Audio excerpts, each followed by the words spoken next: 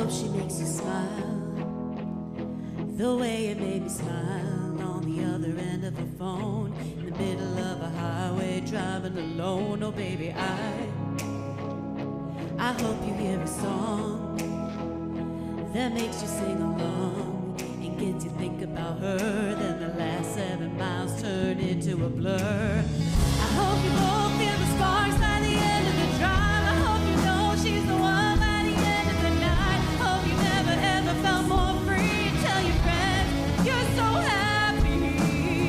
I hope she comes along her ex every one of your plans. I hope you spend your last time to put a rock on her hand. Hope she's wilder than your wildest dreams. She's everything you're ever gonna need. And then I hope she cheats like you did on me. And then I hope she cheats like you did on me. Yeah, then I hope she shows up in a 2 a.m. pic from a friend, hanging on to a guy. You just stay him. I hope you stay up all night, all alone, watching by the phone. And then she calls, and baby, I hope you work it out. Forgive and just about forget, and take her on a first date again. And when you're leaning for a kiss, I hope you both feel the sparks by the end of the drive. I hope you know she's the one by the end of the night. Hope you never ever felt more free. Tell your friends that you're so happy. I hope she comes along her ex every one of your plans. Hope you spend your last time to put a rock on her hand. Hope she's wilder than your wildest dreams. Everything you're ever gonna need. And then I hope she cheats like you did on me. And then I hope she cheats like you did on me. I hope our clothes come all the way around. I hope she makes you feel the same way about her that I feel about you right now. I hope you both feel the sparks by the end of the drive. Hope you know she's the one by the end of the night. Hope you never ever felt more free. Tell your friends that you're so happy. I hope she comes along her ex every one of your plans. Hope you spend your last time to put a rock on her hand. Hope she's wilder than your wildest dreams. Everything you're ever gonna need. And then I hope she cheats like you did on me. And then I hope she cheats like you did on me.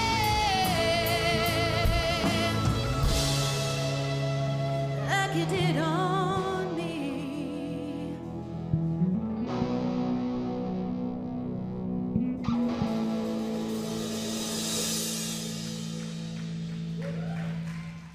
Hey, I'm Vince, and I'm your host today, and we're talking about those people, those mean people that wish bad things into our lives. And while we try to avoid them, we don't always know what to do with them. So today we're talking about mean people and what to do about them. So if you know any people that are mean, stick around. Now, before we jump into that, we'd love to hear from you. And the best way to do this is to scan the QR code and take a moment to tell us about yourself. And if it's your first time with us, let us know that, and we'll have a gift headed this week to you in the mail. As you're doing that, a couple ways to connect outside the weekend service that I want to tell you about. First, we've got a really cool opportunity to do some good in the community by helping students go back to school in style this fall through a new partnership with one of our local schools. Now, 2 ways you can participate. You can either stop by the Cross Point Commons and pick up a shopping tag with these individual back-to-school clothing items, or if you'd rather make a donation, let us do the shopping. Just hit this QR code to make a donation and choose the designation Back to School in Style, and we'll do the shopping for you. Check it out today and anytime between now and July 14th. All right, people, we had an amazing evening at Carpool Cinema this past weekend. And if you missed it, you've got another opportunity headed your way on Friday, July 12th for the amazing film Top Gun Maverick, Drive-In Movie Style. This is a free event, and it's also a great opportunity to invite someone to join you at our campus. So invite some friends and bring your people and come early.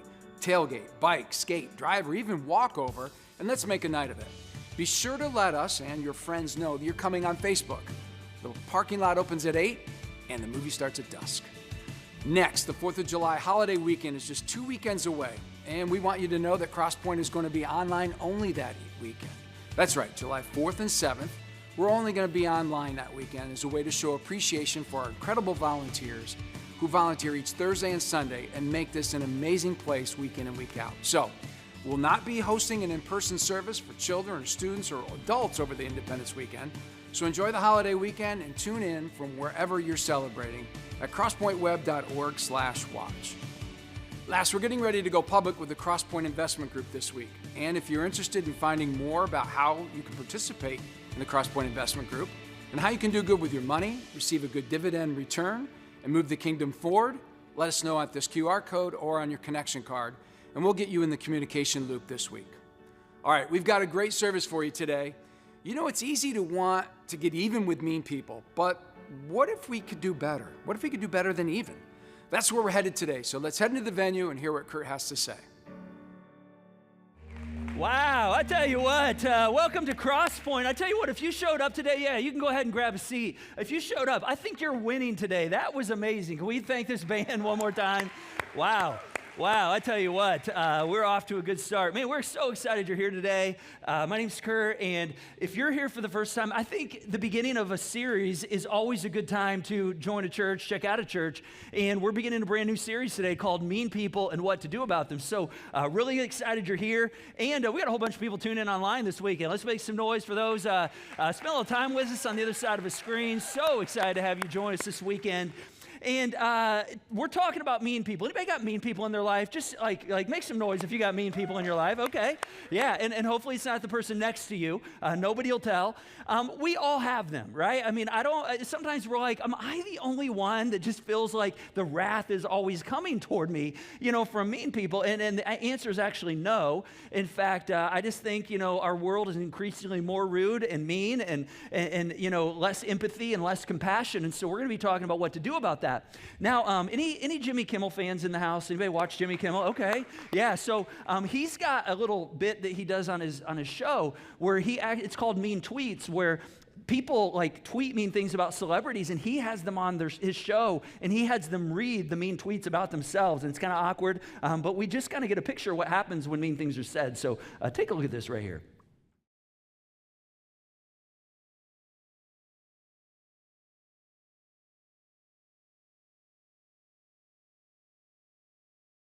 Oh man, and those were the appropriate ones, just so you know, or the less inappropriate ones. And but this is what mean people do, right? Mean people say mean things, and then when we hear those things, we naturally respond. We naturally just fire back. And so, we could have called this series "Bad People and What to Do About Them." We don't like to call people bad, but sometimes people are like, well, I mean, they're not really a bad person. They just say really bad things a lot, which I think is like the definition of what a bad person actually is. And so, we're not going to do bad people. We're going to talk about mean people during this series. And by mean, what we're talking about is unpleasant people, deceptive people, people who are just users of any kind, meaning you see them coming at you, you're at the grocery store, you're at the sports field, and they're walking, and you're like, I just don't want to interact with them, because every time I get in a conversation, I feel like they use me. They're either trying to control my time or money, or maybe even make me feel a bit of shame. And so, there's just no way to say it. These are people who are just mean. And to be clear, I mean, just all cards on the table, I think we have to recognize that, this isn't to say that we're not all mean at times, right? And so, there may be someone who hears this, message this weekend is just like, you come to mind, all right? So we just got to be aware that this doesn't mean that we're not the ones sometimes that are on the other end of this equation. It's just that what we're talking about is how do we live in such a way that we're not the mean people in the world. And the reason that this is so important and the reason we're looking at this is because if you don't have a plan and if you aren't prepared and you're not proactive on this, here's kind of what happens. And I think you've all experienced this at one point or another. The mean people in our lives, ultimately, they gain a measure of control over our lives. And we don't even know it, but we're actually, begin acting just exactly like they do. And yet it feels in the moment like we have no choice. And then, at some point along the way, if somebody hears our story, if you were to like tell your story and you're talking about like how somebody was so mean to you and they said this and they did that, and this is how you reacted and how you responded, they'd probably be like, well, nobody would blame you. I mean, I would probably do the same thing because you feel like you have no choice. And the reason that we sometimes feel like we have no choice is because mean people, and we don't even think about this when we're in relationships with people, but mean people cause us to constantly be off balance. All right, and so oftentimes when we're around just really mean people, you might say something like, gosh, when I'm with him, I'm with her, when I'm with them, I just don't feel like I can be myself. And there's a reason for that, and it's because when you're around these kinds of people, you're kind of forced to compensate. All right, and what I mean by that is if I were to just kind of walk up to you and shove you, you're just standing there, I shove you, you would like lose your balance and you would have to catch yourself and compensate. And see, one of our problems is when we're off balance, we're constantly compensating. And so I want to kind of share with you a story out of my life a few years ago of a moment that I'm not proud of, but it kind of gives an illustration to how this deteriorates so fast and we can become the very people that we don't want to be. And so this is, I've been trying to keep it quick. This story about 6-7 years ago, our family, we traveled out west, up the coast, out in California, and we spent 4 days at Yosemite National Park camping. It was amazing for me. I don't know if my whole family felt that way, but we lived under a tent for the week. They had bear boxes because like if you had anything in your tent that smelled like a bear is going to find their way in. We cooked outside, showered outside, ate outside. I mean, I just thought it was amazing. The kids were ready to get back to the city, and so when we went back to San Francisco, we had a hotel for a couple nights, like a nice hotel that's going to remain nameless for obvious reasons in a moment.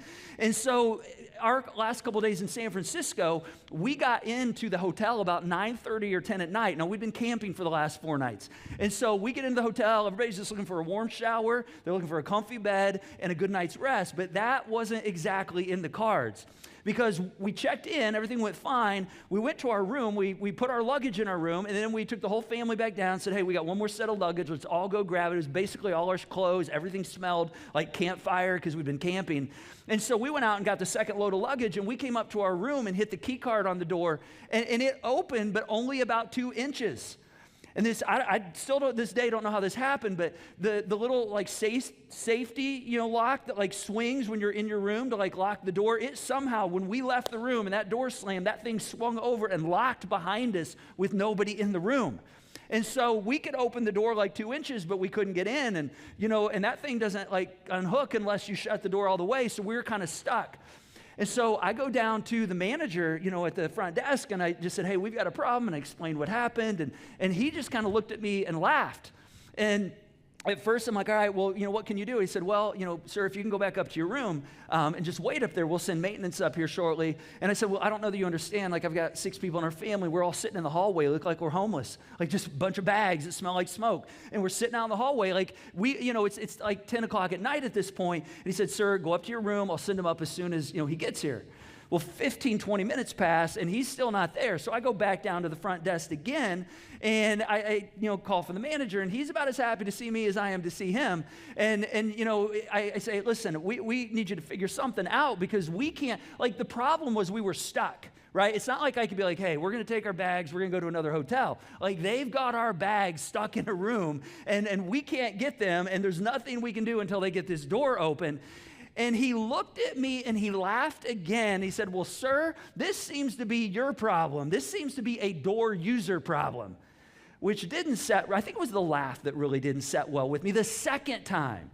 And so I had one of my kids with me, and I apparently just kind of went off, and I was like, no, let me actually tell you what the problem is. It's that you got a sucky, crappy hotel here that's really in disarray, and that's the problem. I'm kind of going off and saying all kinds of things. I don't remember, but my kids were telling me that these are some of the things that were said, and we kind of went back and forth, and I'm kind of going down and lower into his level, and before long, he finally reluctantly gave us another room, but the problem was we didn't have any clothes, and so I'm calling him, and again, it was just this epitome of being stuck. And so, he and I shared words, and, we're just like seething, and, we get a second room so we can get our family in a room, but like we don't have any clothes. We can't take a shower. So we're just sitting up there for like 2 hours waiting, because apparently the maintenance guy had gone to the store to pick up some supplies. And so here we are, and, we're waiting on him. And basically while we're waiting, and this is kind of embarrassing, but we're just sitting in the room thinking of the most, kind of devious, manipulative ways we could get back at this manager. I mean, I'm like, kids, you just trash the room. We're like, we're going to leave this place, and things that like we normally wouldn't say. And all of a sudden, in the midst of that, our kids are kind of looking at us. And I remember my wife saying, kids, I want you to go sit along the wall so you don't hear your dad have this interaction with the manager the next time he comes by. And so, I mean, apparently, it wasn't the best. And we, at some point, came to some reality and said, okay, what is actually going on right here? And who are we becoming in this moment? And we realized we were actually becoming, this guy was rude and mean and didn't have any empathy and just snarky in his, responses, and realized like I'm actually like acting just like him. And it had just kind of consumed us. And so next week in part 2, I'm going to come back to that story and kind of tell you how it's resolved, all right? Which I know you're like, oh man, why would you do that? Well, you're going to have to come back next weekend and hear like how this lands, all right? But the point is this. It's so difficult to be good to the people who aren't good, right? Like you've been there before. It's hard when you interact with people and they're just not empathetic or they're just mean. It's hard to kind of be good to them when they're just so insensitive.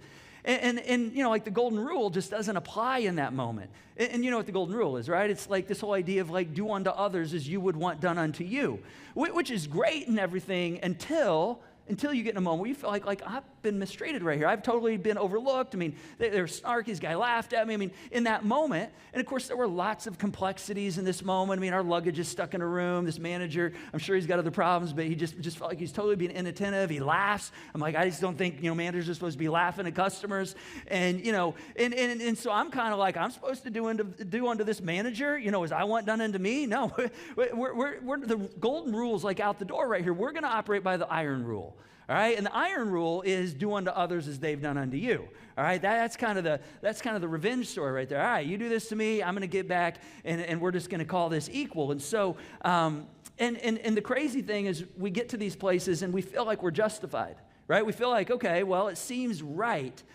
And if I could tell you more crazy details, which I'm not going to, because a lot of them are just embarrassing, and the things that we thought, and the things that we said, and the things that my kids said we said, you'd probably go, well, yeah. That seems logical. That seems like that's even. You're just giving back like what he gave to you. It seems fair, right? Like that's the big 4-letter F-bomb we talked about last week. I don't like the word fair. And then there's this. Perhaps this kind of hits close to home for some of us as we think about, being overlooked and mean, and because maybe this is part of your growing up story, or maybe this is even a part of your, previous marriage story. That when we're mistreated in any kind of relationship, we actually feel powerless. That's how we felt in that moment. We felt like we're stuck. Like we can't just take our stuff and go. We're literally stuck in this moment. And in those moments, we end up compensating, but it's often not the person that created the difficulty or the meanness that we do the compensating with. What we do is we compensate somewhere else or with someone else.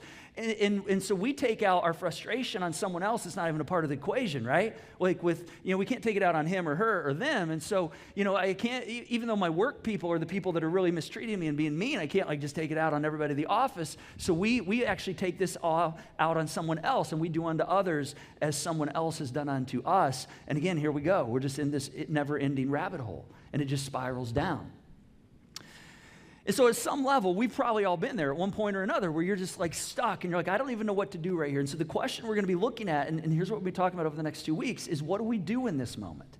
When people are just mean and and I just feel like I'm stuck, what do we do in this moment? What do you do with the mean people? With my ex, with my neighbor who is just so mean, with my brother or brother-in-law or sister and sister-in-law, like the people who you just can't extract yourself from the situation, right? There's certain relationships you can say, okay, I'm out, never in doing this again, if this is how we're going to go. But there's certain relationships, it's just not that easy, but they're just mean. And if we're honest, it's fun to daydream about how, all the cruel things we can do, right? About getting even. But the problem, of course, is getting even makes us even, it has this way of actually making us even with someone that we don't even like. And of course, we definitely don't want to do that, right? Because, just kind of like in my store, I stoop to the place and my kids are like, hey, Dad, you're kind of like acting kind of like he is to you. And that's like the last thing you want to hear. And so what do? Of course, we could also ignore them. I mean, that's another option, but that doesn't work, right? Like, the reality is mean people, they have zero self-awareness oftentimes in those moments. I mean, people that are just mean, they have zero awareness of how their life and just their anger, like, it just meanness spills over into the lives of everyone around them. And if you ignore them, what they do, right? They just chip away. They just chip, and they just keep coming at you, and eventually you react. And the moment you react, it's like they have the upper hand because you stoop down to their level, and so ignoring them doesn't work. So if getting even isn't the solution, and ignoring them, doesn't really solve things, then what do we do? Well, fortunately, there's a third option. And I'm going to warn you, this third option, this one is not intuitive, all right? But this third option is the one that not only decreases their power over us, this third option is the one that actually allows us to protect our heart and our mind, and it positions us at the end of the day, and this is such a big deal, it positions us at the end of the day to be able to tell a better story. Now, as we look at this today, the way forward on this is taught both and modeled by Jesus.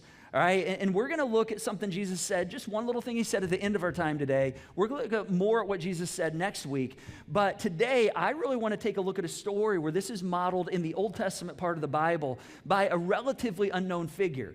All right, and this is a guy whose life intersected with somebody you may have heard about before, a guy by the name of King David.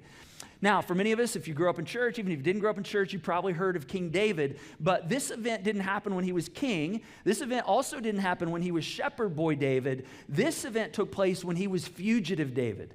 All right, so David is a teenager. That's where he did the whole David and Goliath thing where he slayed the giant and, this big guy named Goliath, and he became the hero. And you may know the story if you heard it, from the Bible growing up, or maybe you read Malcolm Gladwell's book, David and Goliath, how the underdogs and the misfits, how the art of taking down the giants. Either way, David takes down this giant, and so King Saul at the time, he actually kind of pulls David close because his mentality is, hey, keep your friends close and keep your enemies even closer. But then Saul, who's the king at that time, he gets word that some rogue prophet by the name of Samuel came along, went to David's house, and he actually anointed David the next king of the nation of Israel. Which is kind of a big problem if you're the king at the moment, right? Because you want to continue being the king. You want to continue your reign. And then when you're done, you kind of have these aspirations of, okay, my son, in this case, his son Jonathan. He wants his son Jonathan to take over the reign. And so this is like all messing with his dynasty. And so King Saul, he's like, all right, I'm just going to go out and kill David. And so David actually escapes and he becomes a fugitive. He's wanted by the king. And now he's living out in the wilderness. He can't live at home any longer. But because David has these mad leadership skills, wherever he goes, he just attracts people to him. And so he's living out in the wilderness as kind of a rogue outcast, but he has these other men that are just attracted to him, and they're kind of known as David's merry men. That's what they refer to in Samuel. And so David, has this growing group of men who have all kind of been outcast, who all kind of have a chip on their shoulder. They all have a story about how they've been mistreated by King Saul as well, and they've all kind of been running from the king. And so they're all out banding together, and it's growing by the hundreds. And so David has all this anger and frustration, and just like any of us, he wants to have a place to take that out, but he can't do that on King Saul because King Saul is untouchable. And so in this story, David finds a new victim. And so I'm going to read for us part of this story right here, and then we're going to stop, and we're going to pick up the rest of this story next time.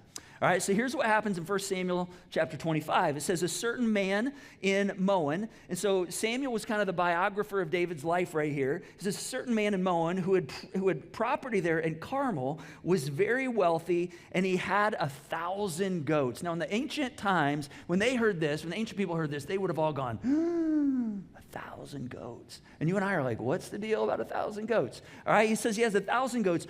Think of it like somebody who has a garage with 1,000 cars. all right? And you go, whoa, okay. So he has 1,000 goats, and he has 3,000 sheep, and he was shearing in Carmel, and his name was Nabal. Now, this right here was sheep shearing season. All right, in ancient times, we need to know a little something about what sheep shearing season meant right here. And sheep shearing season was the time when wealthy people sheared their sheep and they found out how much wealthier they had become. And so it was kind of like when they got their profit report. So they'd shear all their sheep and they'd see how big their herd had grown. And so he's kind of getting this report on how big and how wealthy he is. Nabal, his name's Nabal. And it goes on and says his wife's name was Abigail, and she was intelligent and a beautiful woman, but her husband was harsh and mean in his dealings. And so in the Hebrew language, the word Nabal actually means harsh. It means surly. It means mean. In fact, that's what it says right here, harsh and mean. It even says it right here in the text. And it says, while David was in the wilderness, he heard that Nabal was sheep shearing. He's like, hey, this guy's about to get richer. Right? He's about to see how much bigger his wealth has gotten. And so he sent 10 of his young men, and he said to them, go up to Nabal at Carmel and greet him in my name. So when you show up, like say, hey, we come in the name of David. And then say to them, long life to you, good health to you and your household, and good health to all that is yours. That's like a good ancient, basically blessing or greeting when you show up to someone you don't know. All right, it's basically like saying, hey, I come in peace. And so he says, hey, give this greeting, and then I want you to share this message with them. And so here's the message that he said he wanted, his men to share with Nabal. When your shepherds were with us, they did not mistreat them, and the whole time they were at Carmel, nothing of theirs went missing. In other words, while your shepherds were out growing your flock and they were watching your flock by night after night after night after night, during that season, our men were all around them. I don't even know if they knew that we were there, but we were there protecting them. We never stole anything from them.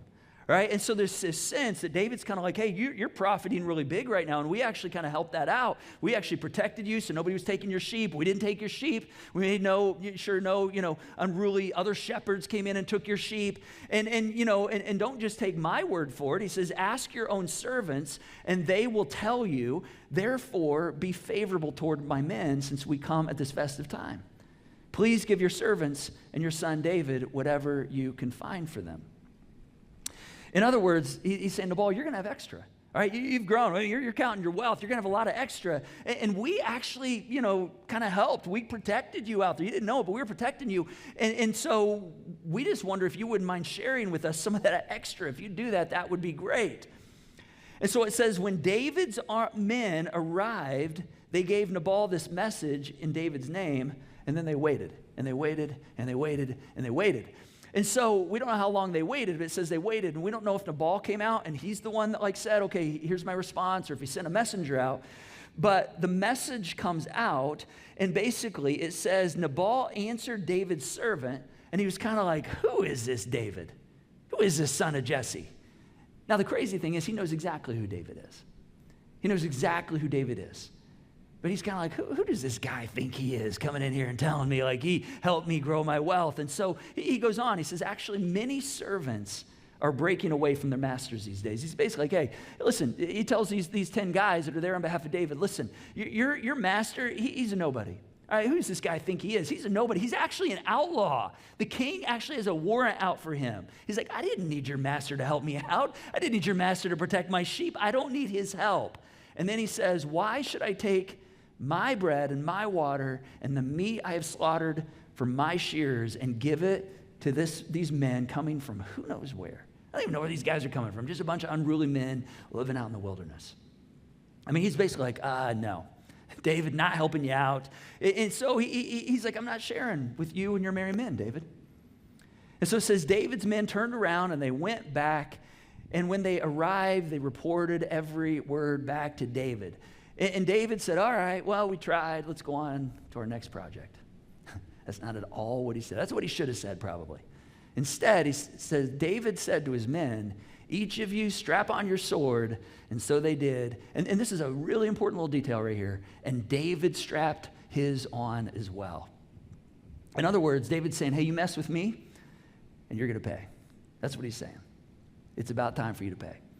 Now, I think there's a reason that this author highlights David arming himself right here with his sword. See, David had a sword unlike any other sword. David's sword was actually a reminder that he didn't have to return evil with evil. That David's sword was a reminder that he did not have to take matters into his own hands. All right, just out of curiosity, anybody know where David got his sword? Anybody know whose sword that originally was? It was Goliath's. It was this beast, this man, this huge giant that he took down as a teenager. And after he killed him with a little rock and a slingshot, he took his sword. And so this sword is like a visual aid for David. It's like almost like a memorial. It's almost like God's promise and protection to David. It's almost like, hey, David, remember? You didn't even have to use a sword. This sword reminds you that, David, you're anointed. This sword should remind you that as a teenager, I sent my prophet, and he anointed you as the next king of Israel. This should remind you that you don't have to take things into your own hands. All right, if anybody on the planet right now, kind of should feel a sense of like, hey, God's with me, David, you should feel this. All right, you should, all you should have to do is just like turn to God and say, hey, God, I need your help, and know that God is going to provide for you. But see, here's the problem. David's hurt right here, and he's angry, and he can't see any of that. And that story about the sword and the memory with the sword, like that's all gone. He forgot that story, and he forgot God's provision because he's so angry and hurt. And see, here's what he does, and this is so predictable. He redirects the anger that he has toward King Saul, because King Saul is untouchable, and he directs it toward Nabal. All right, in fact, here's what it says next. About 400 of David's men, this is amazing, an amazing amount of men. About 400 of David's men went up with David. This is an overreaction of epic proportion right here. Right, there's about to be a massacre take place right here. I mean, you probably heard the phrase, hurt people, right? Everybody's heard that phrase before. This is an example of hunted people hunt people. That's what's going on right here. And so David sets out, and it's so interesting because Samuel gives us these little glimpses into the mindset of David every now and then. David begins to internally build up this head of steam. He begins to build his case. He begins to build this case and kind of justify what he's not 100% sure he should be doing. All right, you ever been there? You ever been in a moment where you're like, okay, here's what I feel like I should do, but I'm not 100% sure this is the right thing. Back when Julie and I were in that hotel room with our kids, I think it was Julie's idea. I think she was the one that said, hey, kids, just go start jumping on the bed as hard as you can. All right, we're going to pay this manager back. Go put your shoes on the pillows. Just walk on those pillows. Put some tissue in the sink. Run the water. Let's just trash this place. All right, maybe that wasn't Julie. Maybe that was me who, out of a little bit of anger, said that. All right, but when you're like, okay, I'm not 100% sure this house should be racked in, but this is what I'm going to do. That's what David's doing right here.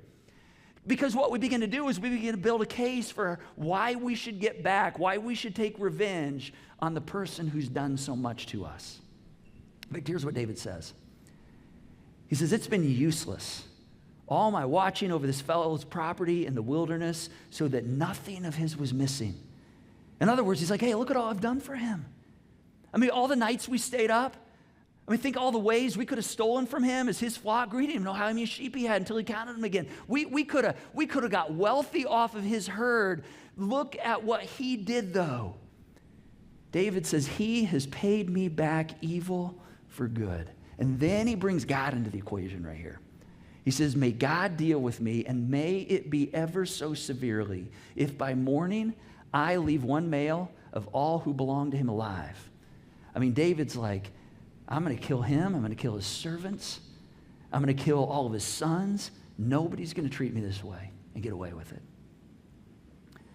And we're going to pause the story right there, and we're going to come back to it next week in part 2. Now, just a quick recap so far. We have 2 characters, we have 2 responses, and we have no hero. All right, so we've got David and we've got Nabal, and we have evil for good. David, he did good, and Nabal responds to him with evil. And then David, he's about to respond with evil for evil.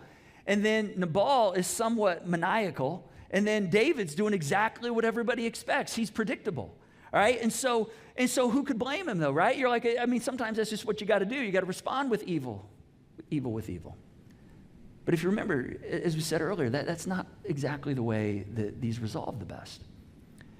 And so there's a third option. We're going to talk about the third option in part 2 next week. But before we do that, I want to kind of set us up for this, all right? I want to set us up for being ready to kind of think through, okay, what's this third option? How do we do this third option? And I want to give you 4 questions to kind of process through, all right? 4 questions I want to send you with. And so these are part of your next steps this week. These are things you can write down. You can take a screenshot here in a moment. But 4 questions that help us think through, okay, how do I respond to mean people when they approach me? So here's the first question.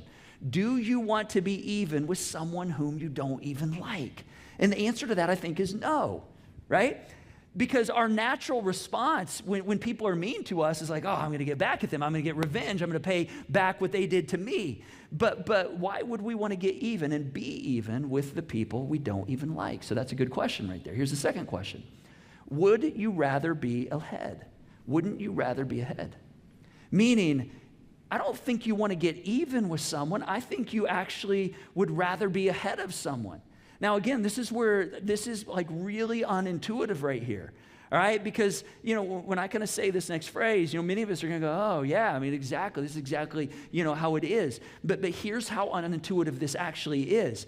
This is the only arena in life where you actually relationally pull ahead by refusing to get even. When somebody is mean to you, when you refuse to respond in like kind, it's the only arena where you actually get ahead. Because if you just respond the way they respond to you, guess what? You just stoop down to their level, right?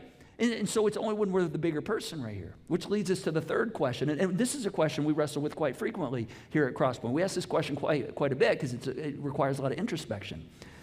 But here's the question. When this story, this moment, it's kind of, in the history, in the past, and it's like a 2 or 3 sentence, summary of, hey, this big thing happened right here. Here's the question. What story do you want to tell? What kind of story do you want to tell? Do you want to tell the story that you ended up just like the person that was mean to you, and at the end of the day, you reacted and you responded, and you're like, oh, they got the best of me, and I tried to ignore them, but I couldn't do it, so I just went off, and then I just became just like them. I just don't think that's a good story, and I don't think that's the story we want to tell. And so this is a really, really good question for us right here. What kind of story do you want to tell? And then this fourth question is kind of the on-ramp to the solution. All right, this fourth question is kind of the on-ramp to pulling ahead. It kind of sets us up to step into a really uncomfortable space, which sometimes we're like, I just don't know that I want to step into this, but we know we probably should. Now, if you're a Jesus follower, if you're a Christian, this is one of those things that like we know we should step into. In fact, Jesus says, hey, you're actually required. Like, I want you to not just treat people like the way you want to be treated, the golden rule. He says, no, I actually want you to love people the way I loved you. I mean, he takes it to a whole different level. And so this fourth question, though, listen, all I'm going to ask, you don't have to commit to it today, all right? We're going to wrestle with this again next weekend. But I'm just asking you to start an internal conversation on this question right here. And here's the question. What would it look like to return good for evil? When I face those mean people, when somebody comes up and they are just so mean, they're so uncaring, they're so unempathetic, when they are snarky, when they laugh at me, when they make fun of me, what would it look like for me to return good in that moment for evil? Not just to refuse to act, right? Not just to like act in like kind, but actually to be kind in that moment. Right? Not just to refuse to be bad, but like to take the words of Jesus and say, okay, Jesus, I'm going to try to do what you want me to do right here. And sometimes, what Jesus says, we're kind of like, I don't know exactly what that means, but in this moment, he's like actually super, super clear. There's not really like much wiggle room in this one. So Jesus, here's what he says about this. He says, I want you to do good to those who mistreat you. I mean, there's not really like any interpretation in that right there. He's like, I just want you to do good. I don't want you to just forgive them. I don't want you to just ignore them. I don't want you to just, try to not be like them. I mean, that's not enough. He says, I actually want you to figure out what does it look like for me to be good to those who mistreat me. Because see, here's something Jesus knows. Here's what he knows about you and about me. Jesus knows that doing good to those who have been mean to us is the only thing that in the end is actually going to free us. And it protects our heart. Because see, getting even is predictable, right? He's like, don't do the predictable. I don't know that any of us want to be a part of the predictable story. He's like, no, I want you to write a remarkable story. And here's again why this is so important. Because see, What will determine whether or not the story that you choose to write when you interface with mean people, it's not what the other person does. All right? See, that's out of your control. You can't control the other person. It's actually 100% like right here. It's actually what you do. And see, our decision to not respond in kind, but instead to be kind, to say, okay, what does it look like for me to do good right here to those who have mistreated? I'm telling you, when you begin to say, okay, what does that look like? What kind of story do I want to tell? I'm telling you, this is where your story begins to look remarkable. So, this is your next step next week. I want you to take a screenshot, whatever you need to do. I want you to wrestle through these 4 questions this week. This is your next step on your connection card. If you're tuning online, you can mark this. I mean, I encourage you to say, hey, I'm going to do this week. I'm going to spend a little time just wrestling through these 4 questions and reflecting on these and saying, okay, what would this look like? What do I want in the long haul? What kind of story do I want to tell? And we're going to pick it right up here next time with part 2 of Mean People. All right, let me pray for us. God, this is so easy to talk about, and yet, man, so hard to do when we walk out of this place. And so, God, I just pray that as we go into life this week, as we, think about what it looks like to walk this out with our neighbor, what this looks like to walk this out maybe in our workplace, what it means to walk it out with a friend, perhaps even in our own homes. God, I just pray that you would give us eyes to see our circumstances the way you see our circumstances. God, I pray that you would give us ears to hear your whisper, When we ask that question, okay, God, what would it look like this week for me to repay evil with good? God, give us ears to hear your whisper, your nudging, your still small voice. And God, I pray that you give us the courage to actually step into that. Man, that is such a difficult place to step into. A scary, scary place to say, okay, I'm going to actually do good to the person who has hurt me. God, I just pray that you give us courage to know how to do that this week. Encourage to write a different story. So help us to do that. Amen. All right, now, here's what we're going to do as we close. The band's going to do a song that kind of reminds us of this. It kind of talks about the story. Like you and I, we have a decision this week, and as we prepare for next week, about what kind of stories do we want to tell. And so we're going to go a bit old school this weekend. You guys good to go old school? You like old school? Okay, yeah, we're going to go old school. And this is an ancient song, and so you may know this song if you've been around church for a while. If not, we've kind of made it modern, but it's a cool story that talks about, like, okay, what story do I want to tell? In fact, it actually says, this is my story. It's a song that says, hey, here's the story I want to tell. This is my song. God, because of what you've done for me, I actually want to tell a different story. When I think about your great love for me, I want to be the kind of person that extends that to other people. Now, here's what I'll tell you. If you're not a Christian yet, if you're not a Jesus follower, you're here checking things out, we are so excited you're here. I guarantee you, if you put this into practice this week, just return evil with good, I guarantee you your life's going to be better and you're going to be so much better at life. I guarantee you. But if you are a Christian, if you are a Jesus follower, I'm telling you, this is how you reflect God's light in the world right here. This is how we make the world a better place. This is how we combat the meanness in our world by saying, I'm going to tell a different story. All right, you guys ready to do this? All right, let's go ahead and stand to our feet. Let's sing this together. Let's decide, hey, let's share a different story.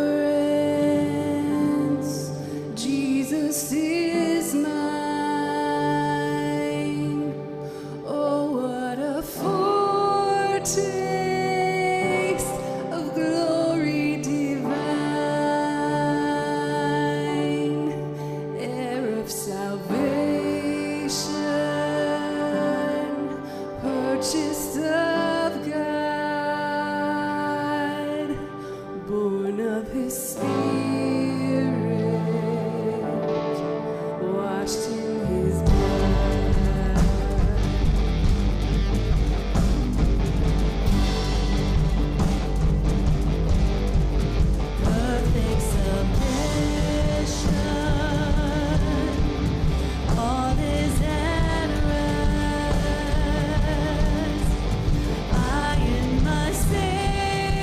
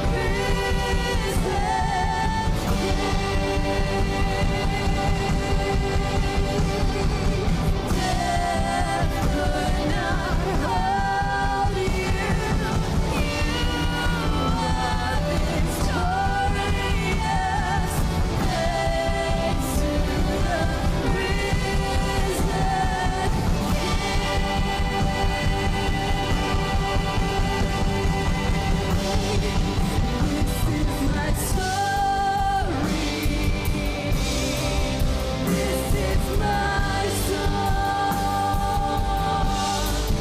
praise you, my Savior, all the day long. This is my story. This is my song. Praising my Savior. All the day left could not hold you.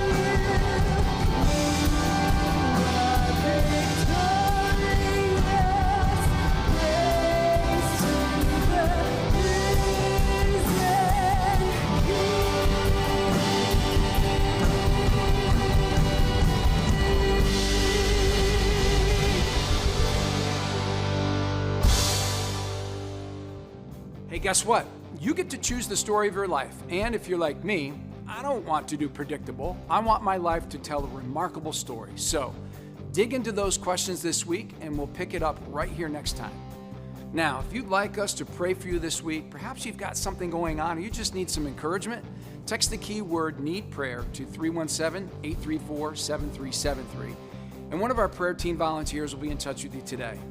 If you're a giver here at Crosspoint, I want to say thank you for your generosity through the Joy Box.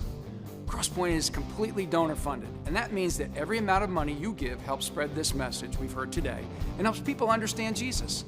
And if you're not a giver and you'd like to become one, you can donate to the QR code or through the Give button. And just know that when you donate, your generosity is what's writing these amazing stories into people's lives and helping them experience all the goodness, joy, and hope that comes out of this place. So thank you. Thanks for joining us today. We can't wait to see you next time for part 2 of Mean People and What to Do About It.